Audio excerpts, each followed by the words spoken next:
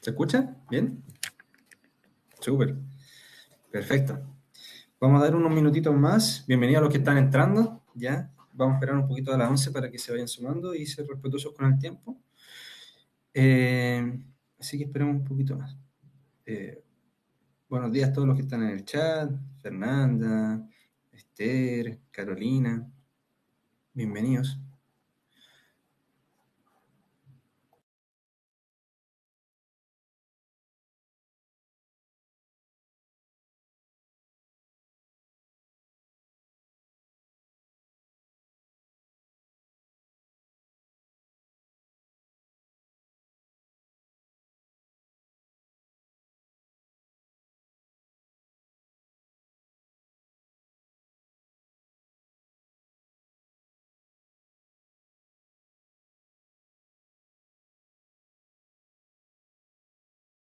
Nada que agradecer, Carolina. Gracias a ustedes por participar, por preferirnos. También esperamos que sea una instancia súper interesante para poder conocer a Leonardo, ¿cómo se llama? La trayectoria que ha tenido a lo largo de los años. Y ahí vamos a hablar un poquito del Congreso y donde va a estar exponiendo él como relator de la segunda ponencia del día 13 de noviembre.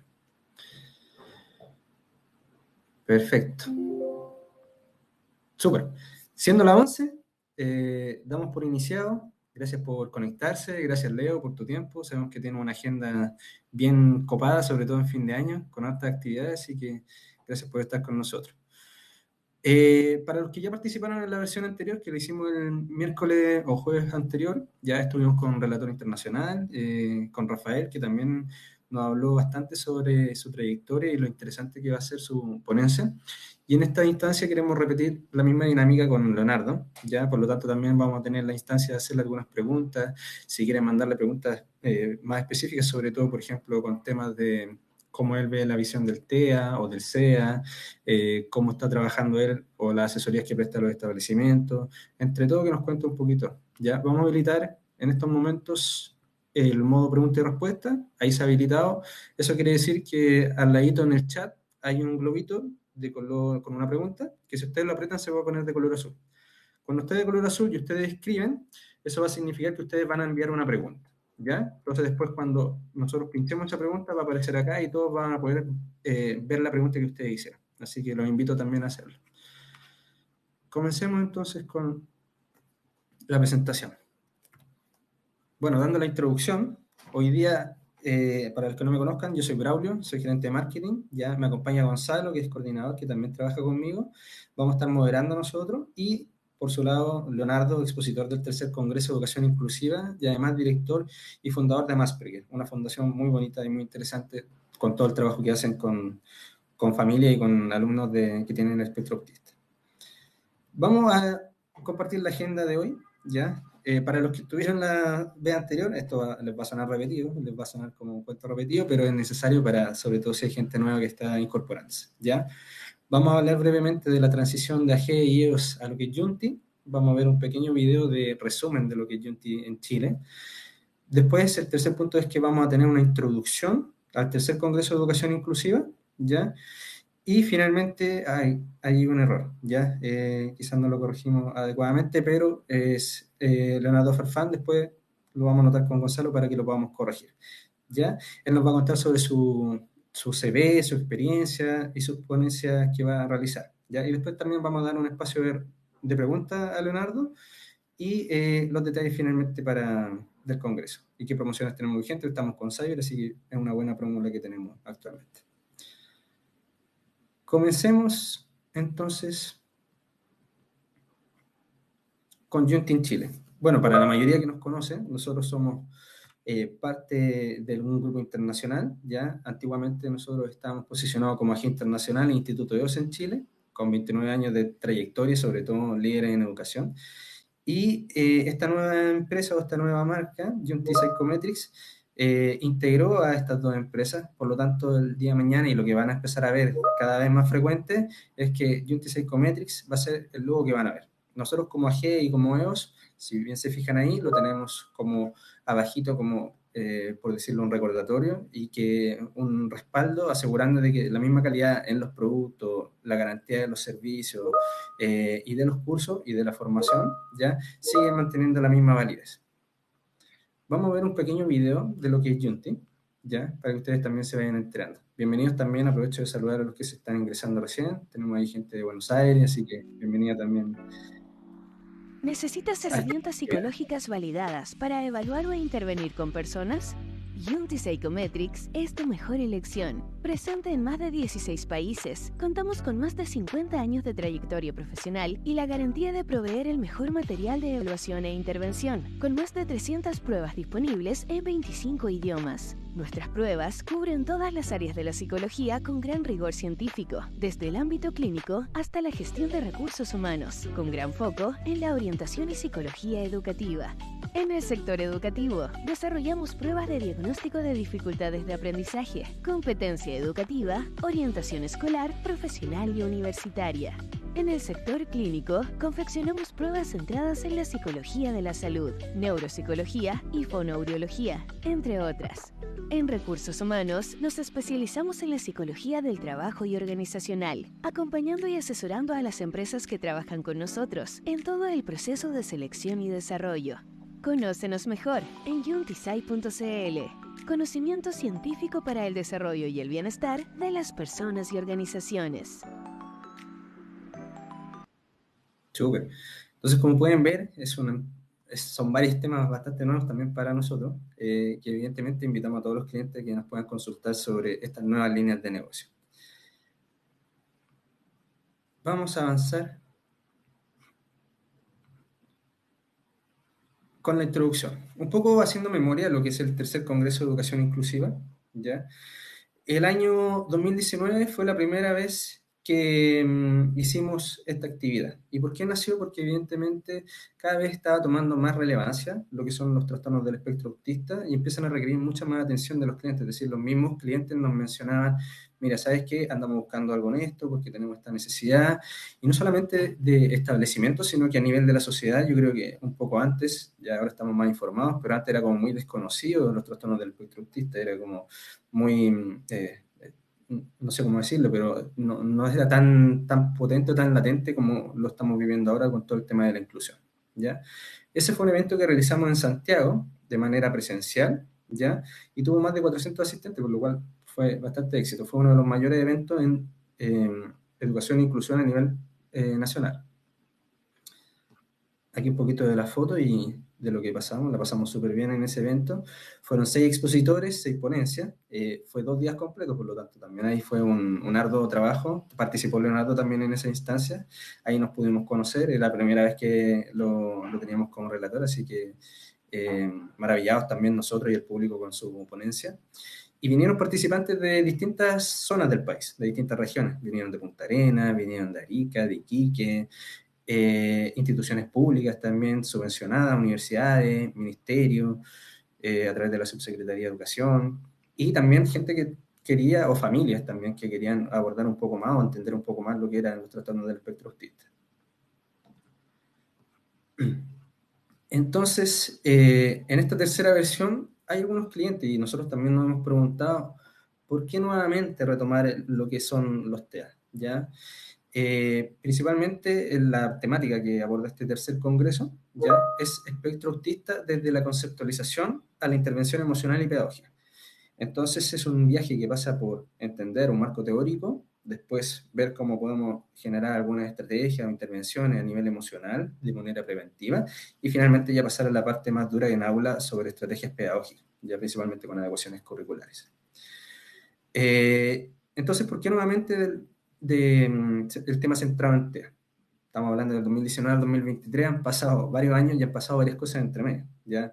Estallido social, tuvimos a los estudiantes que volvían a las clases post pandemia, ¿cierto? Entonces muchos no fueron evaluados, no sabían con qué diagnóstico venían, eso generó que hubiera un aumento de estudiantes TEA en el aula, ¿ya? Y que las comunidades educativas propiamente tal se dieron cuenta que no estaban muy preparadas. Ya, si bien había unos temas de sensibilización, ya habían abordado, por ejemplo, charlas para entender, para la comunidad educativa, pero finalmente las estrategias con las cuales tenían que trabajar, faltaba una especialización más potente. ¿ya? Eso es lo que nos han comentado los clientes. Falta de estrategia en contención y regulación, ¿cierto? ¿Ya? Que se regula un niño en la sala de clase afecta la dinámica y el niño también lo pasa súper mal, el estudiante. Y el profesor de repente también se frustra porque no sabe o no tiene las herramientas para poder atender ciertas crisis dentro de su aula, ¿ya? También hay un tema de los diagnósticos tardíos. A medida que ha avanzado la ciencia y los estudios, evidentemente se han generado mejores herramientas y mucho más documentación para poder hacer estos diagnósticos. Y eso genera que también gente que, por ejemplo, ya es adulto, recién lo diagnostican porque antes no estaban o lo pudo disimular con cierta estrategia, pero eso ha venido pasando también. Entonces también hay problemas en media porque se diagnostica ya cuando están en media. Entonces es parte de las problemáticas que abordan este congreso o que motivan este congreso. Y finalmente la falta de estrategias de intervención educativa, ya lo que me refería así, ¿qué hacemos con estos niños que ya tienen, o estos estudiantes que ya tienen, ¿cómo se llama? Cierto bagaje en la trayectoria escolar, pero finalmente son diagnosticados. Entonces, ¿qué hacemos con ellos? ¿Cómo lo abordamos? ¿Cómo podemos intervenirlos? Entonces la fundamentación que tenemos para esta actividad, ¿por qué nació? Es que este congreso se propone como un espacio de encuentro entre la ciencia y la vivencia personal, ya desde profundizar en la conceptualización, es decir, pasar por el marco teórico, las caracterizaciones del TEA, entender que nosotros en la mañana vamos a tener todo ese marco teórico para entender lo que se va a hablar durante el resto del día y que hablemos en el mismo idioma, para explorar el mundo emocional de las personas afectadas y comprender las causas de regulación emocionales, que es precisamente lo que va a abordar Leonardo, ¿ya? Y que pueden manifestarse también en el contexto educativo. Finalmente, el objetivo de esta actividad ¿ya? Es proporcionar herramientas teórico-prácticas desde un enfoque inclusivo para la conceptualización, la detección e intervención emocional y pedagógica en los niños, niñas y jóvenes del espectro autista, mediante la implementación de estrategias efectivas de modulación emocional y que generen el acceso al aprendizaje. Vamos entonces con nuestro invitado. Ya lo presento, Leonardo Farfán, conferencista, director y fundador de Amasperger, fundador y asesor del Centro Terapéutico CREA para Crecer, que está ubicado en Peñaflor. Supe ahí también que la pasaron bien mal con las inundaciones, Leonardo, así que mucha fuerza con eso. Director de Amasperger México, filial de Amasperger, y finalmente una persona que tiene una trayectoria bastante larga en todo lo que es esto. Ya la conferencia no solamente es conferencista nacional, sino que internacional. Y que es difícil un poco resumir el currículum ¿cómo se llama? En unas 10 líneas. ¿ya? Así que por eso lo invitamos y que nos cuente él un poquito de su experiencia. Bienvenido, Leonardo. ¿Cómo estás? Cuéntame un poquito quién es Leonardo finalmente. ¿Quién en este mundo del TEA? Hola, buenos días a todos. Gracias por la invitación. Y bueno, la verdad es que sí, llevo unos 13 años haciendo esto. La trayectoria es harto tiempo. Nosotros como organización, cuando nacimos como una organización para dar apoyo a familias. Y dentro de ese apoyo a familias, las primeras dificultades empezaban en la escuela. Entonces, una forma de enfrentar la escuela fue visitarlas, orientarlas, y desde ahí se empezó a crear una forma de enseñar a las escuelas, más directamente a los profesores, cómo comprender primero el espectro autista y cómo atenderlo dentro de los requerimientos sociales y educativos que implica la escuela, porque la escuela no es solo aprendizaje, también es interacción. Y si uno pierde de vista el concepto de interacción, va a empezar a pensar que todo lo que hay que hacer en autismo en la escuela pasa por una adecuación curricular. Y ahí se pierde un poco la visión porque en la mayoría de las dificultades son más de interacción, de comunicación entre profesor y alumno y entre pares. Entonces, empezamos a crear material, ahí escribimos algunos libros, ¿cierto? Y eso nos ha llevado a que lo que hacemos tenga sentido dentro del trabajo de las escuelas, dentro del quehacer incluso de los profesionales, que no son exactamente profesores, y empezamos a recorrer Latinoamérica también, nos empezaron a invitar a otros lugares y empezamos también a visitar muchas escuelas. Yo creo que el recorrido de escuelas son unas 500 escuelas en estos 13 años, a lo largo de todo Chile. Creo que la única parte que no he ido es Arica, ¿ya? Pero de María Elena hacia el sur he estado hasta en Puerto William. visitando escuelas. Te vamos a llevar aquí entonces. Y entonces, porque la idea de nosotros como organización es poder, y con la ayuda de ustedes también hemos podido llegar a muchos lugares, porque nosotros no somos una organización que capacite, nosotros tenemos un material que podemos compartir y, y lo tratamos de compartir, pero cuando las escuelas tienen los recursos para poder hacerlo a través del mismo Estado, ¿cierto? Que le entrega recursos, nosotros ofrecemos esto para poder dar mejor calidad de vida a los estudiantes. De verdad, nosotros lo hacemos por los niños, por las niñas que están en las escuelas. No es nuestro objetivo esencial que los profesores sepan de autismo. Nuestro objetivo principal es que la calidad de vida de los estudiantes que están dentro del espectro autista tengan un buen pasar en la escuela. Entonces empecé a recorrer eso, a recorrer muchas escuelas. Y en esos 13 años, bueno, como les digo, muchas escuelas, muchos lugares, yendo a los territorios y participando en congresos internacionales, viajando. De hecho, el martes ya parto a un congreso en México. Entonces, es un poco lo que tratamos de hacer con bastante humildad, pero sabiendo también que no somos unos repetidores de información, nosotros somos creadores de información. Y esa es la diferencia. A lo mejor cuando uno va a un congreso o a una charla de autismo, hay gente que repite lo que está en el DCM, hay gente que repite lo que está en Internet, nosotros no. Nosotros hemos creado una forma de entender el espectro autista desde la niñez hasta la vida adulta y tratar de comunicarlo a los diferentes niveles que intervienen, pues desde familia, escuela, terapia, salud. Y actualmente yo he trabajado harto en salud, sí, más que en educación. Estoy participando en la mañana tengo reunión, en la mesa de expertos que está elaborando las normas técnicas de atención de espectro autista en el sistema de salud, tanto para niños desde primera infancia hasta adultez. Trabajo en esa mesa en diciembre por la obligación que pone la ley de los derechos de las personas dentro del espectro autista. Tiene que estar en diciembre, entonces hay que entregarla en diciembre. Entonces el Ministerio de Salud está apurado tratando de hacerlo, pero lo está haciendo bien, por harta gente, con harta información, y estamos preparando ese material con ellos. O sea, nos invitaban a participar, o sea, me invitaban a participar. Entonces estoy en eso metido actualmente y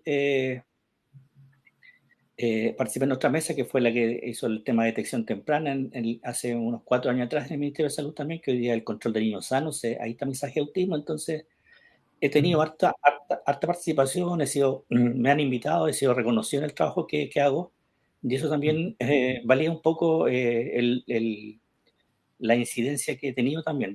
Yo suelo ser humilde, pero sé que a nivel del país, mucha gente que está metida en esto conoce el trabajo que hacemos, y dentro de eso también tenemos centros terapéuticos. Como tú mencionaste, uno en Peñaflor que se inundó con la última lluvia, tuvimos que moverlo y implicó harto gasto. Pero tenemos unos que estamos tratando de levantar bien en Valdivia y otro en Payaco. Estamos abriendo centros para que no nos reportan ninguna ganancia. Son puro gasto, pero lo que queremos hacer es poder romper la barrera también del acceso a terapia. El acceso a terapia también es importante, no solo el acceso a la... ¿Ahí trabajas solamente con estudiantes o también con familias?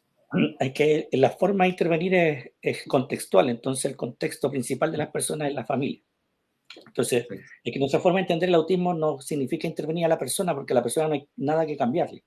A la persona hay que darle herramientas, y a sus contextos también hay que darle herramientas para que las personas puedan estar tranquilas, poder entender lo que está pasando a su alrededor y poder dar respuestas que no sean disruptivas para el resto y que sean amigables para la persona que está ahí. Nuestra intervención no es modificar conducta, nuestra intervención busca dar herramientas para que la persona comprenda lo que los demás les quieren decir, lo que los demás están haciendo, para que no haya angustia y para que ella o él puedan comunicar lo que ellos quieren, lo que ellos necesitan o lo que no quieren. Entonces, nuestra intervención pasa por la familia, pasa por el contexto y pasa por dar herramientas. Y la principal herramienta en general es mejorar la vía de comunicación. Perfecto. Y en ese sentido, tu ponencia se llama Un día con autismo, sensibilización y modulación emocional. ¿por qué elegiste ese Ah, tema? ¿Y qué pueden esperar los participantes finalmente que van a escuchar esa ponencia? es que la verdad, cuando se explica el autismo siempre se explica desde las características, se explica desde la conducta. Siempre se explica el autismo basado en lo que registra el observador que por lo general no tiene autismo. Mm, Entonces, cuando tú logras entender el autismo desde la visión de la persona con autismo, te vas a dar cuenta que como persona, o como dentro del lado que haces como profesor o asistente de la educación, en la escuela, a veces estás interpretando toda la forma más horrible y distinta posible de lo que realmente esa persona está tratando de decir a través de su autismo. Entonces, creo que es importante que las personas que, que intervienen con personas dentro del espectro autista entiendan cómo es vivir con autismo. Entonces, esa idea es la que yo quiero instalar. ¿Por qué? Porque se ha entendido el mundo como que existe una sola forma de funcionar o de ser. Entonces, cuando esa persona sale de los parámetros de esa forma de funcionar o de ser o de sentir, bueno, lo catalogamos con algún trastorno dentro porque algo le pasa. Entonces, ¿cómo validamos que que pueden existir muchas formas de ver, de sentir, de pensar, perdón, que son válidas ujú, y que solo necesitan el ajuste de poder entender que algunas formas de expresar, algunas formas de comunicar, tienen que ser redirigidas porque, redirigir me refiero a que tienen que ser, tratar de mostrarle que existen formas alternativas que son mucho más amigables para él, para que no la pase mal, que no generen dificultades dentro de los contextos. Yo creo que el poder entender el autismo desde esa perspectiva te va a llegar también a entender también la parte que dice después que son las emociones, que es la parte emocional de las personas con autismo. Entonces, cuando yo logro entender todo eso, me voy a dar cuenta que el autismo es algo que le pasa a personas. Y empiezo a mm, dejar de ver el autismo y empiezo a ver a la persona, ¿ya? ujú, Y cuando veo a la persona, me voy a dar cuenta que, así como pusieron aquí, que son maneras de percibir el mundo diferentes, se dan cuenta que no son tan diferentes. Solo que cuando expresan, cuando interpretan, cuando comunican, cuando sienten, se nota el autismo. Ahí está el autismo, pero a la larga siempre trato de hacer esa analogía de la diferencia, se dan cuenta que no son tan diferentes a lo que son las personas regulares. Y no digo neurotípicos porque el neurotipo es una, algo que no existe, como la gente normal, ¿cierto? La gente normal no existe, tampoco existe lo neurotípico, existe la gente claro, regular, que está claro. dentro Eso de es una...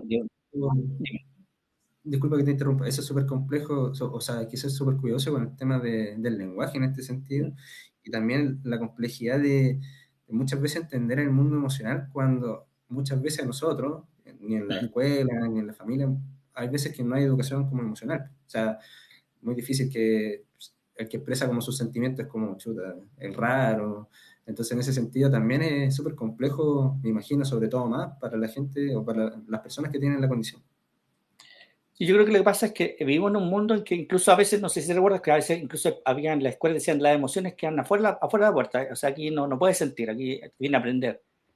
Ujú, Entonces, cuando no entendemos que somos seres emocionales y que en el espectro autista las emociones se expresan de manera diferente porque se procesan de manera diferente,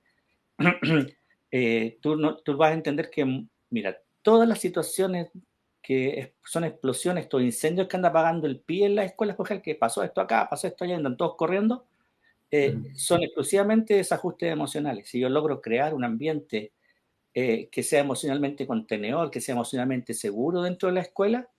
evidentemente no van a haber desajustes de ningún niño, porque en realidad los desajustes son en general, si bien en el espectro autista son mucho más notorios, o sea, hay chicos que no tienen nada, tienen un tema familiar, un tema de situación contextual, que también expresan eso en la escuela, o sea, y también se expresa en violencia, se expresa a veces en gritos, se expresa en llanto, entonces creo que hoy día tenemos que hablar de también cómo la escuela asume que ese niño, esa niña, ese joven que está ahí, viene con una carga emocional y a veces sin querer esta frustración, este sentirse puede expresar de manera disruptiva dentro del contexto, porque no estamos acostumbrados a que las personas expresen emociones, como dices tú.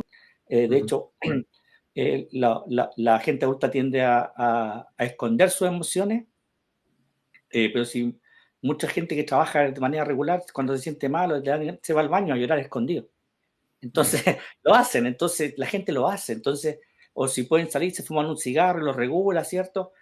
Buscan formas de regular. Entonces, ¿por qué no a este niño le damos una forma de regular que sea amigable, que lo permita? Y a veces la escuela es muy rígida, dice, no, tiene que estar sentado toda la hora y aguantar hasta que haya recreo.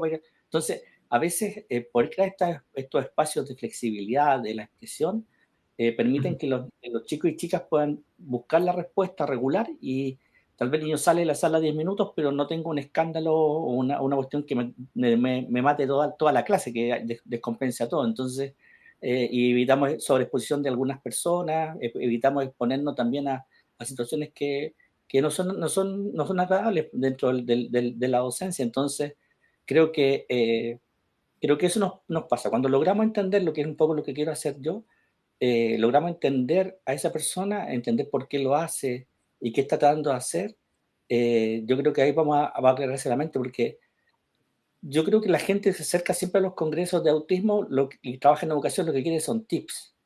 Y Ujú. no hay tips, de verdad no hay tips, porque cada No, niño y cada de niña receta, es diferente. claro.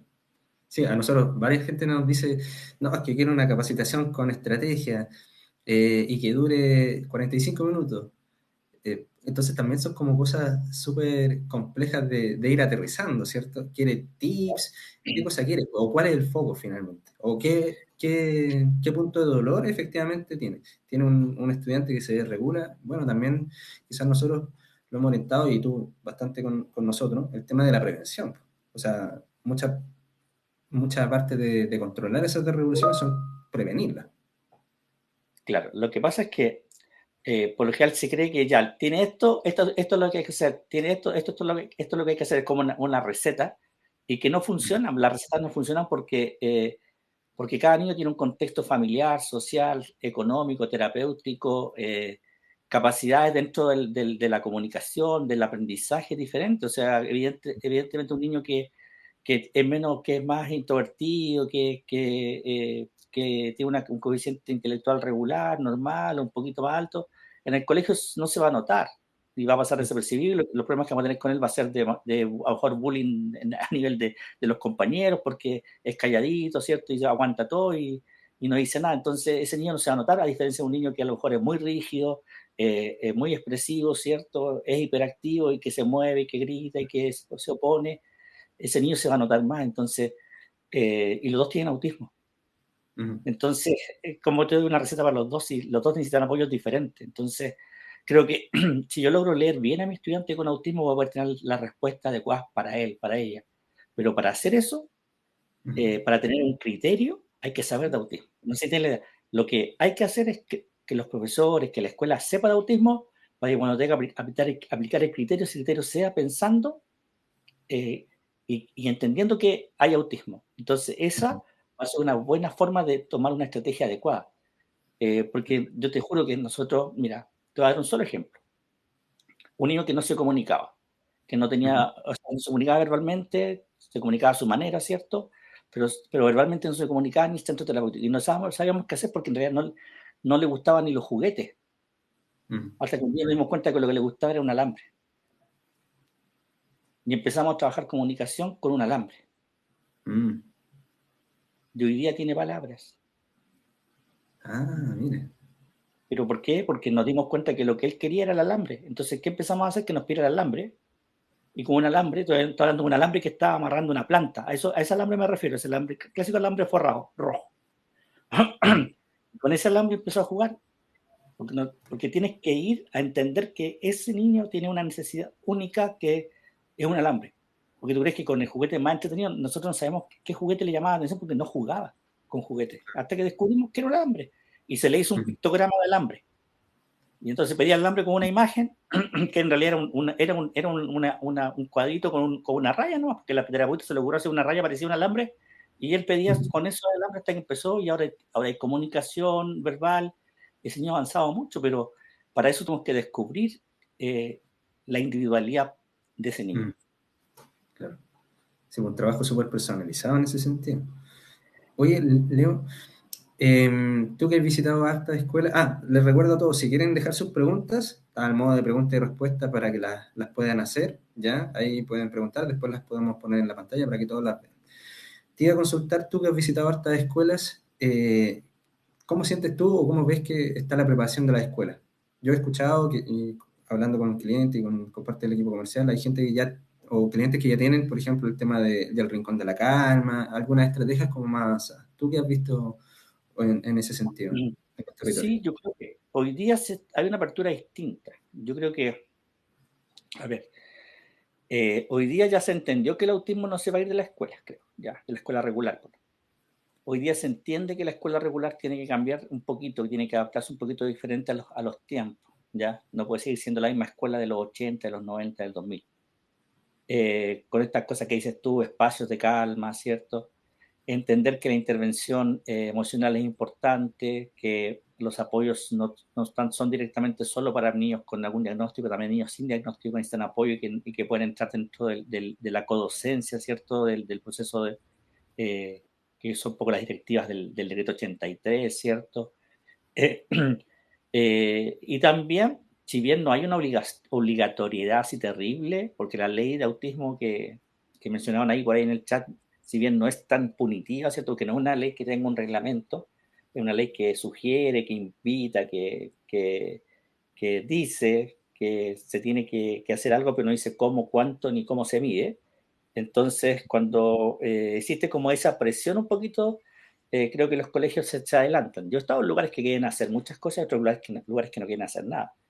También como conozco escuelas que han creído que la forma de hacerlo también es solo implementando el PIE o teniendo buenos PIE, y a veces no basta con eso, ves teniendo profesores también sensibles, profesores que quieran hacer la diferencia. El PIE es una gran ayuda, pero el trabajo, la pega en sí, como decimos nosotros, es del profesor de aula. Y creo que todavía esa parte nos ha costado entender, que creemos que los niños con alguna condición, el apoyo lo tiene que dar el PIE. Y no, es el profesor de aula. Ese alumno es responsabilidad del profesor de aula, y lo que ha costado esa transformación de aceptar que ese es mi alumno y que el PIE me ayuda a mí como profesor. No necesariamente ese alumno es de otra institución dentro de la escuela, no sé si está dentro de otro organigrama. Está en mi organigrama, está dentro de mi grupo curso. Eso es la parte que a mí me creo que ha costado todavía. Todavía se cree que el niño con alguna necesidad educativa especial, como se dice, es como material de otro profesional, no mío. Yo me hago cargo de los que son regulares, y estos que están dentro de un diagnóstico, bueno, estos los ve otro grupo de personas, no yo. Entonces, si logramos transformar esa cultura, creo que vamos a ir entendiendo que el que hace la diferencia es el profesor de aula. Perfecto. Mira, nos llegó una consulta aquí, así que la vamos a poner para que todos la puedan ver. Rebeca dice, ¿es recomendable que un niño esté bajo la misma terapia más de 5 años? ¿O si entra en una meseta es recomendable cambiar profesionales o estrategias? Tú con tu experiencia, ¿qué nos puedes comentar o tu visión de eso? A ver, es que la terapia no es, a ver, es la visión, pero si yo creo que el niño puede estar con la misma terapeuta, en terapia ocupacional 5 años. Pues en esos 5 años se ha ido evaluando qué necesidad tiene el niño y se van complementando, o sea, tratando de suplir esas necesidades. Esa terapia está bien. Si el tema de fondo es que, claro, si está en una meseta, ¿por qué está en una meseta? ¿Porque no necesita más cosas o porque no nos damos cuenta que necesita? Entonces, una buena evaluación de necesidades de forma constante de ese niño va a ir haciendo que la terapia evolucione.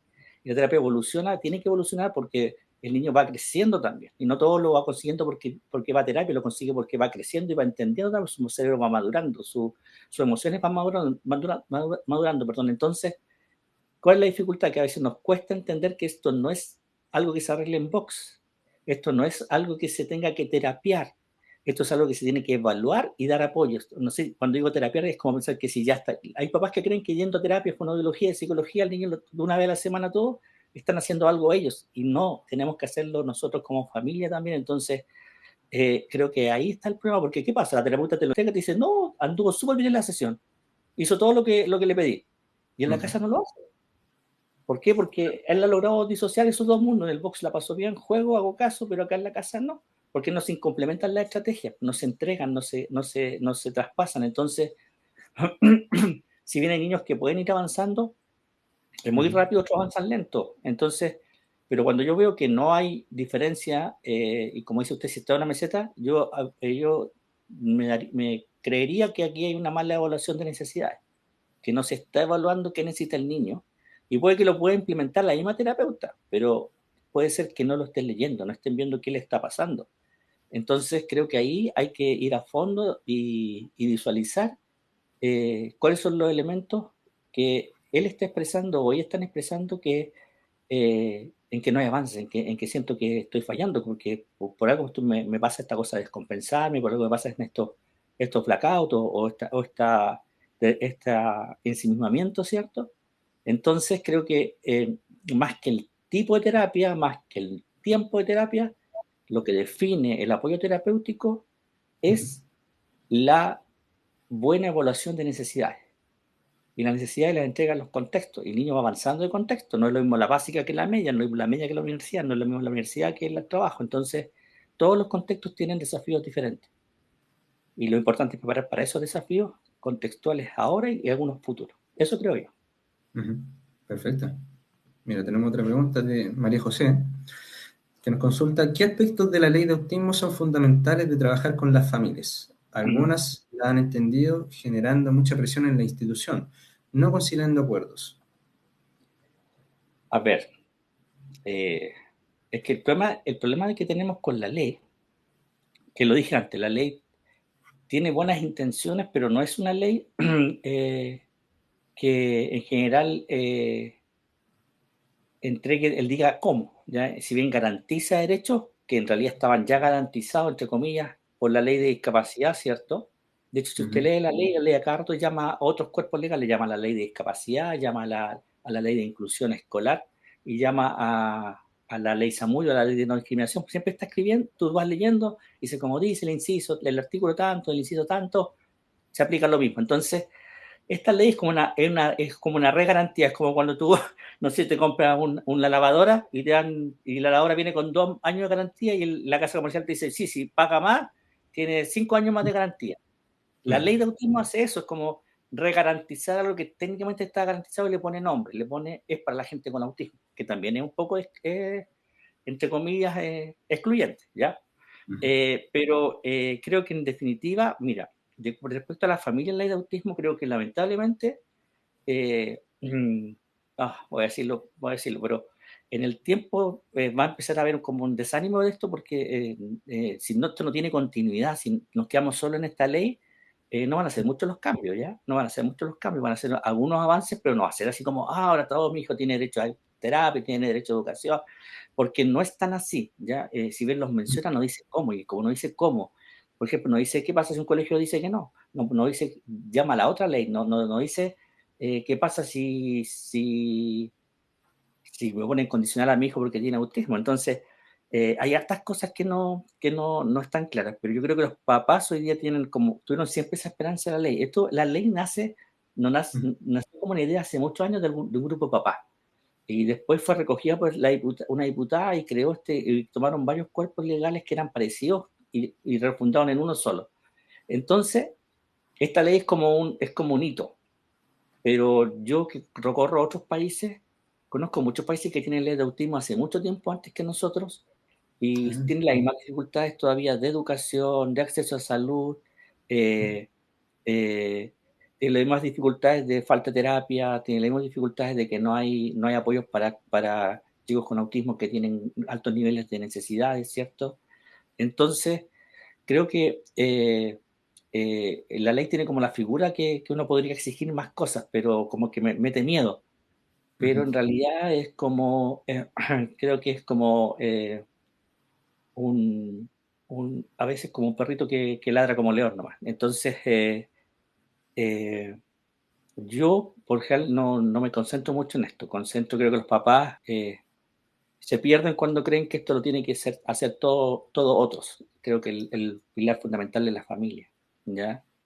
Claro, también habla ahí de de lo mismo de las terapias, o sea, parte en sí hace el profesional, pero la continuidad en la casa también tiene que ver un poco con la disposición de las familias para que el niño siga esa continuidad. Claro, ese es el tema. Es el Ujú, tema. Eso no sé si contesto a la María José, pero es un poco esa la idea. Creo que hay papás que son confrontacionales con y sin ley. Entonces, y por lo general, hay papás que lo hacen con mucho derecho y otros que lo hacen realmente ni siquiera asumiendo ellos tampoco su responsabilidad. Entonces hay de todo, se da de todo, ujú. pero esa es la dificultad un poquito de los cuerpos legales que a veces no necesariamente son tan, en este caso, tan claros en el cómo y cuándo y cuánto. Claro. Mira, voy a poner otra que quizás tiene que ver con lo mismo, a ver si cerramos ese aspecto como más legal. Dice David, desde educación también había una normativa legal para la inclusión en el decreto 83 que diversifica la enseñanza y el decreto 67 que diversifica la evaluación. ¿Por qué es tan difícil que se comprenda que la diversidad es la norma en la escuela y en la sociedad? ¿Deberíamos llegar a vernos demandados en tribunales para dar mejores respuestas? Sí, tiene que ver con lo anterior, con Claro, aspectos como legales. Ahí está la normativa, pero ¿qué claro, pasa que sí, no se cumple? Una cosa así. claro, sí. El tema es que a veces el espíritu de la ley se aleja un poco de cómo se aplica y cómo se expresa. Por ejemplo, creamos un concepto de diversificar la educación.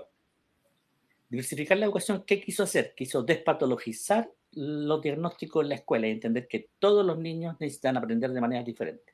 Y que yo como profesor tengo que atender todas esas necesidades, llámese diagnóstico o llámese simplemente una característica de un niño, porque hay gente que no tiene ningún diagnóstico y le cuestan las matemáticas, no le gustan las matemáticas.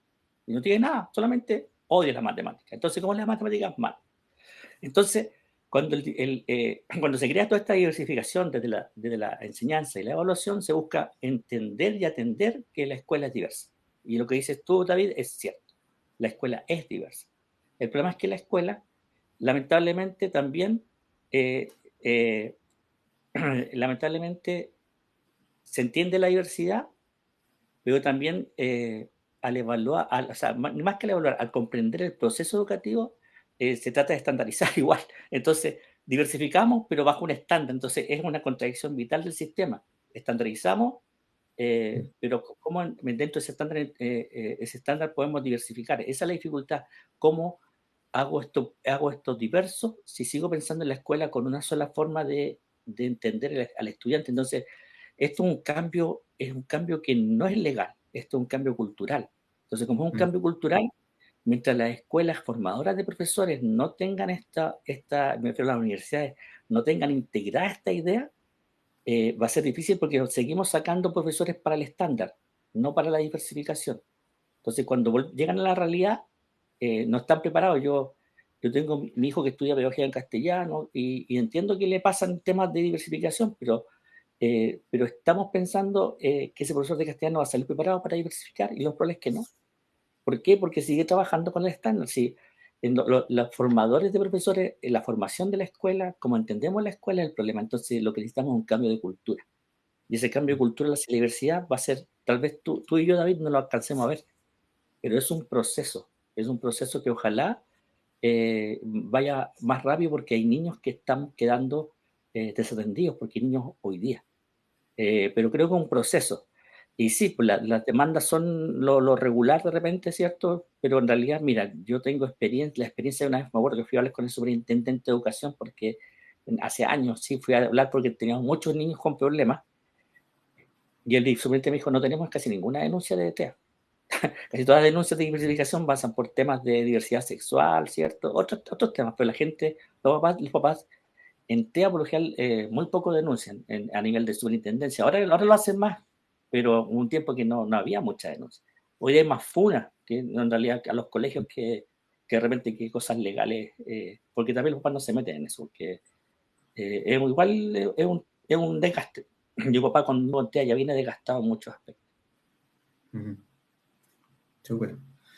Oye, Leo, yo te tengo ya, estamos terminando, así que vamos un poquito más rápido, pero te tengo una consulta final. ¿Por qué le recomendaría a las personas o a los participantes que asistan al Congreso, al tercer Congreso? Yo creo que nunca es malo aprender, nunca es malo aprender. Siempre es importante conocer muchas visiones de algo. Miren, en autismo, si hoy día vamos a hablar de espectro autista y el Congreso de Espectro Autista, nosotros llamamos, yo no conozco a los otros ponentes personalmente, he visto quiénes son. Evidentemente, cada uno desde su expertise tiene mucho que hablar de autismo, pero ninguno de nosotros sabe realmente de fondo decirle, mire, el espectro autista esto, porque ese concepto ha ido variando de manera, ha evolucionado de manera muy, muy rápida, tan rápida que hemos encontrado que había mucha gente con autismo que no estaba diagnosticada incluso. Entonces, el concepto evoluciona muy rápido y cada día se sabe más, entonces no sabemos todo de autismo. Pero mientras más sepa de autismo, mejor va a ser la calidad de mi trabajo en el área que yo me desempeño, sea educando, sea asistiendo, sea dirigiendo como UTP, ¿cierto? Sea siendo incluso inspector, parte del colegio, va a ser mejor. Entonces, mientras yo más sepa, más elementos tengo para poder elaborar mi propio concepto. Aquí, el concepto del espectro autista es una co-construcción en que la escuela tiene que participar. Esto no es solo un tema que involucra a los psiquiatras, a los neurólogos. Los papás también tienen que participar la escuela, tienen que participar los asistentes de la educación, tienen que participar las personas con autismo para construir esto de qué es el espectro autista. Porque si seguimos creyendo que esto es una cuestión de psiquiatra, de neurólogos, vamos a seguir pensando que esto es un tema médico. Esto no es un tema médico, esto es un tema social, un tema comunicacional, es un tema contextual. El problema de las personas con autismo es que existe más gente sin autismo que con autismo. Entonces, como existe más gente sin autismo, el mundo está construido para personas sin autismo. La escuela está pensada para personas sin autismo. Entonces, cuando es una persona con autismo, la persona con autismo tiene problemas en la escuela. No porque tiene autismo, sino porque el diseño de la escuela no ha considerado el autismo. Entonces, ¿cuál es la invitación? A que la escuela entienda el autismo para que pueda flexibilizar hacia la atención del autismo. No sé si lo dije bien. Fantástico, fantástico resumen. Oye, Leo, voy a ir avanzando. ¿Tú tienes más tiempo? Sí, ¿O dale. si dejamos un espacio para preguntas al final? Vale, perfecto. Entonces vamos a avanzar y después si hay más preguntas las retomamos al finalizar.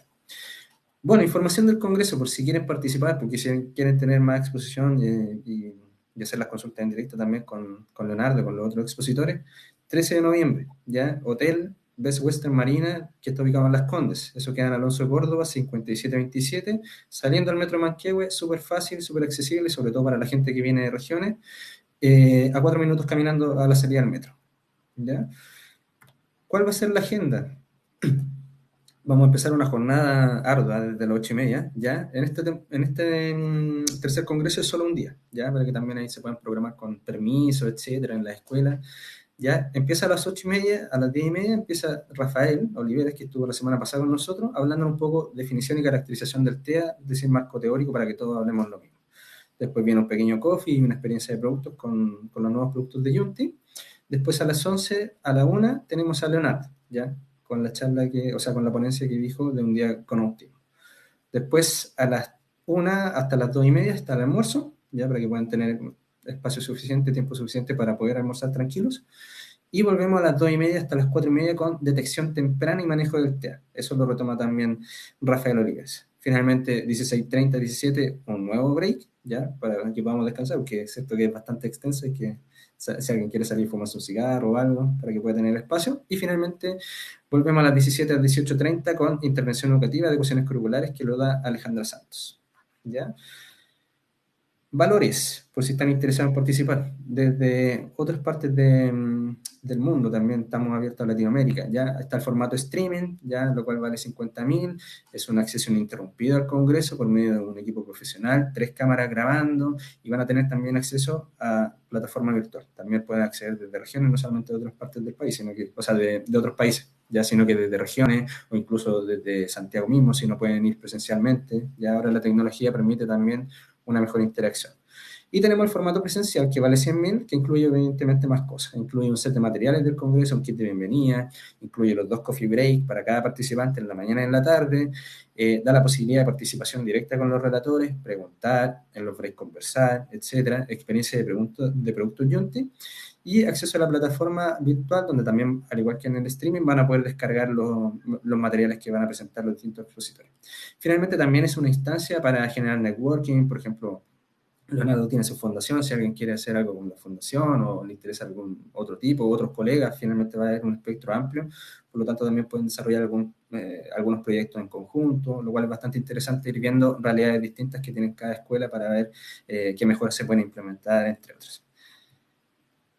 Y estamos con Cyber, ya, hasta hoy día, con un 20% de descuento en el Congreso. ¿Ya? Si quieres participar, puedes comprar tu cupo en presencial o en streaming en la misma página. ¿Ya? Ahí Gonzalo me va a ayudar con el link poniéndolo, por si quieren comprarlo, como les comento, dura hasta mañana. Y pueden ahí hacer válida su participación. ¿Ya? Si requieren cotizar, si requieren más información, también les vamos a dejar el mail directo para que puedan hacer la compra.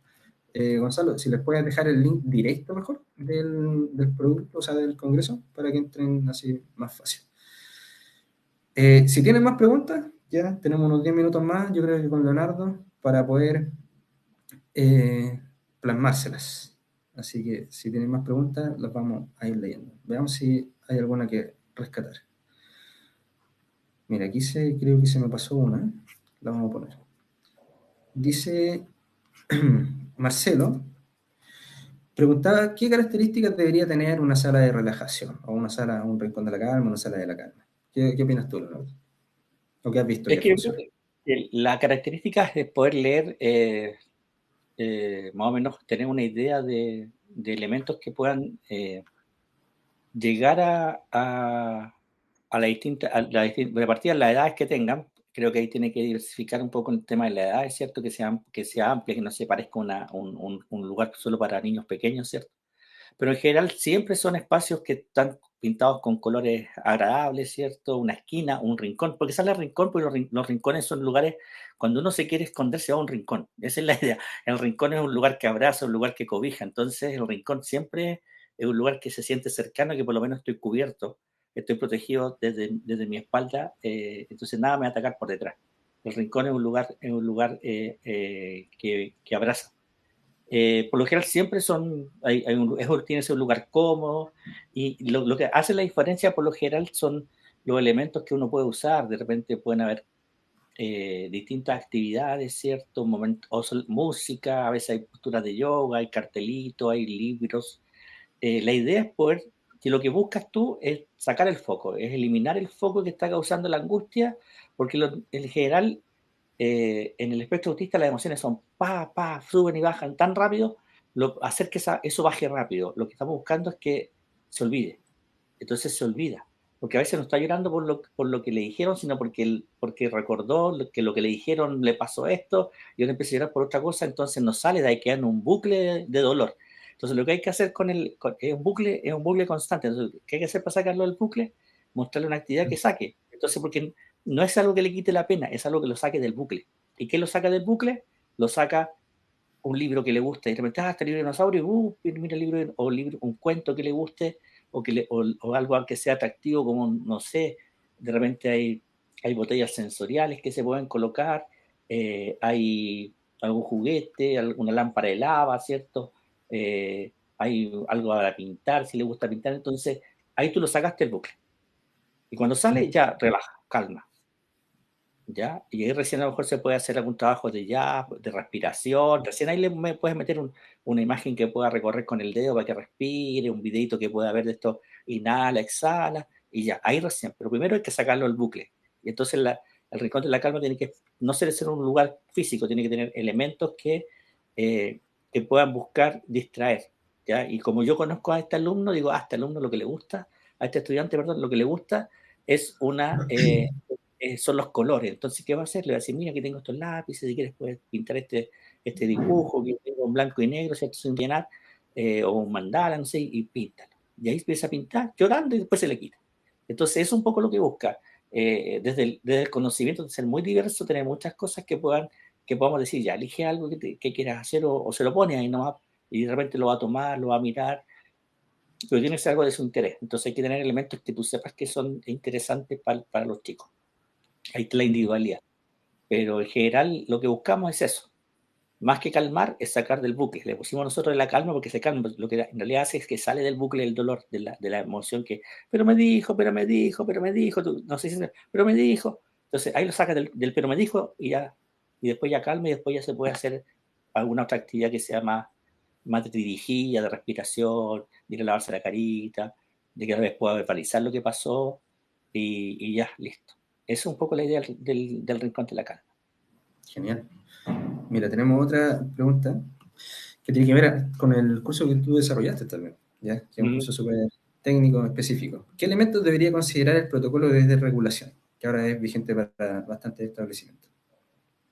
El elemento esencial es la comprensión de la emoción en el autismo. En el autismo, sobre todo, poder entender el autismo, porque a veces, ¿qué pasa? Que a veces nos quedamos mucho en lo, bueno, yo sé que las formas de pensar dentro de la escuela son siempre los tips y las estrategias, pero el, esto tiene que ser, es lo que dije recién, tiene que ser tan individualizado que ver cómo hacer algo general que considere esa individualidad. Es súper difícil, pero entender cómo puedo flexibilizar también ese protocolo. Porque, ¿a qué me refiero? Que a veces quedamos tan amarrados con las palabras que cuando no funciona algo decimos, oh, entonces yo tengo que pensar en todas las estrategias siempre flexibilizando, siempre pensando que esta estrategia puede fallar. Creo que principal elemento que tiene que considerar un protocolo es flexibilidad. Ya es ser flexible entendiendo que si bien puede atacar algo que quiero estandarizar, es muy probable que mis estudiantes no funcione y salgan de esa idea que tengo yo. Yo creo que la idea es que el protocolo de regulación emocional sea flexible, que evolucione en la medida que también vamos teniendo experiencia, como los sistemas de calidad, no sé si han escuchado, los sistemas de calidad siempre tienen que buscar una mejora continua. El protocolo de regulación emocional tiene que buscar es atender e intentar ir a la mejora continua, cómo voy expresando de mejor manera esto, porque a larga la idea, yo sé que muchos hacen copy-paste del que mandó el Ministerio de Educación, del que publicó el Ministerio de Educación, y entonces a larga para muchos es un trámite, pero la idea es poder hacer que esto sea más práctico, más aplicable dentro de la escuela, entonces, y cada escuela tiene una realidad diferente, entonces creo que ahí también tenemos hartos desafíos, porque hay escuelas que son puros eventos, otras escuelas que tienen arbolitos, tienen parques, otras escuelas que tienen muchos alumnos, otras que tienen pocos alumnos, entonces cada protocolo tiene que también atender a esa individualidad de la escuela. Perfecto. Mira, aquí hay una pregunta más técnica, a ver si nos puede ayudar. ¿Qué orientación existe para un TEA no verbal en aula regular? ¿Te ha tocado trabajar con esos casos? Sí, ahora se les dice no hablantes, ¿ah? No se dice no verbal, ¿ya? Hay gente que se molestó y dicen no verbal porque dicen que pueden verbalizar. Si el tema es que no necesariamente es palabra comprendida, entonces que sean palabras que uno comprende. Entonces, lo verbal significa como que no va a verbalizar. Hay gente, miren, esto el lenguaje es gente muy susceptible. Yo te le comento que se dice no hablante ahora más o menos, esa es la palabra que se usa, porque no habla no, en palabras, ¿cierto? Incluso hay gente que tampoco le gusta eso,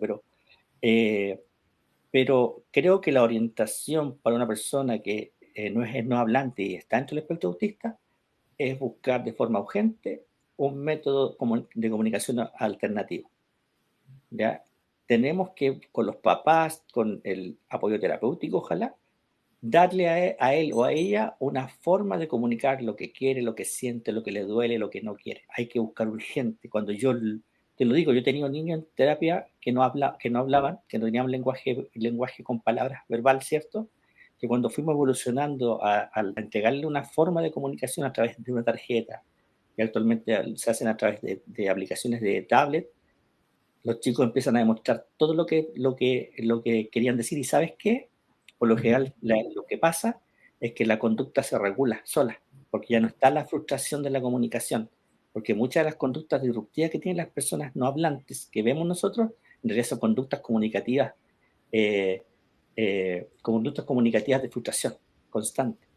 Entonces, lo principal es buscar un camino alternativo, sea de alta tecnología o baja tecnología, pero un sistema robusto. Robusto significa que el niño pueda comunicar mucho, ya tenga mucha alternativa para comunicar, que no lo limite la aplicación que uso, que no lo limite las tarjetas que tiene.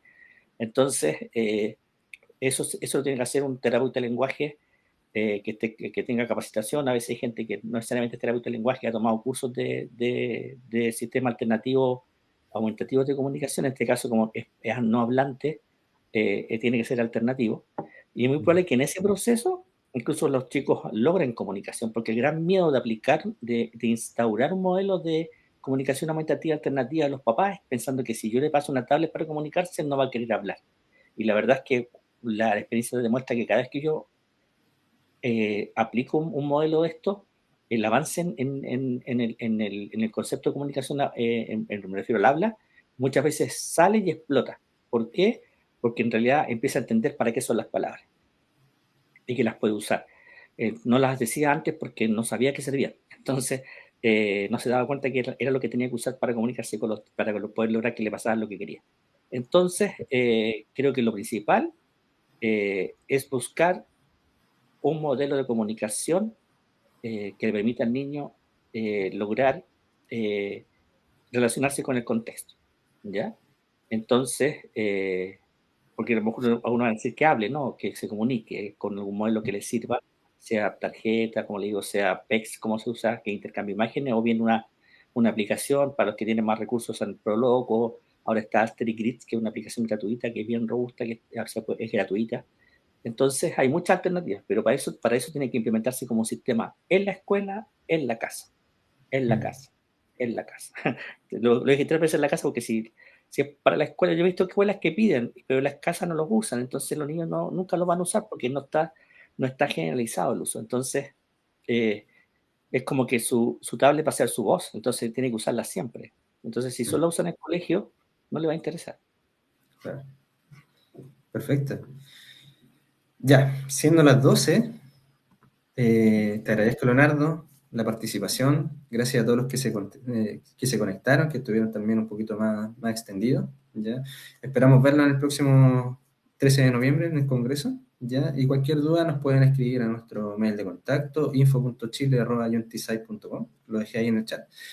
Y si quieren mandar alguna consulta también sobre el relator o información, también nos podemos, contestar. Así que gracias, Leonardo. No sé si quieres decir algunas cosas para finalizar. Sí, lo que decían ahí, se preguntaban cómo decirle a esto. En realidad hay gente que se complica con las palabras, ¿ya? Y respecto a las palabras, evolucionan. Entonces, a veces nos casamos con nombres y estos van evolucionando. Yo tengo una fundación que se llama Asperger porque quiere demostrar que nació hace mucho tiempo y a lo mejor el nombre va a evolucionar en algún momento. Pero evidentemente los nombres, los diagnósticos van evolucionando. Hablábamos de autismo, de Asperger, de TGD no especificado, ahora hablamos de espectro autista, y tal vez 5 años más estemos hablando de otra cosa. De como, no sé, de hecho creo que el otro día estuve en México y alguien me contaba que estaban pensando cambiar TEA por DEA, ¿ya? Entonces, para hablar de desorden del espectro autista más que de trastorno, porque la palabra trastorno, aunque desorden no sí es tan bueno, aparte que la DEA en Estados Unidos va a otra cosa. Claro. Entonces, quiero decirles que no se queden atrapados en los nombres, ¿ya? No es como se dice, no es como yo digo, porque hay gente que dice trastorno y lo atiende súper bien y lo comprende súper bien y logra muchos avances. Y hay gente que dice condición y lo hace muy mal, porque ve discapacidad, porque ve un problema. Entonces, no está en como yo lo diga, sino está en como yo lo entiendo. Y como yo lo entiendo, lo intervengo. Perfecto. Excelente reflexión. ¿Ya? Súper. Gracias, Leo. Espero verte ahí en Santiago, así que vamos a estar en contacto. Un abrazo. Gracias a todos los que a todos los que se conectaron y esperamos verlo ahí también en el Congreso. Un abrazo. Gracias. Chao. Gracias. Chao.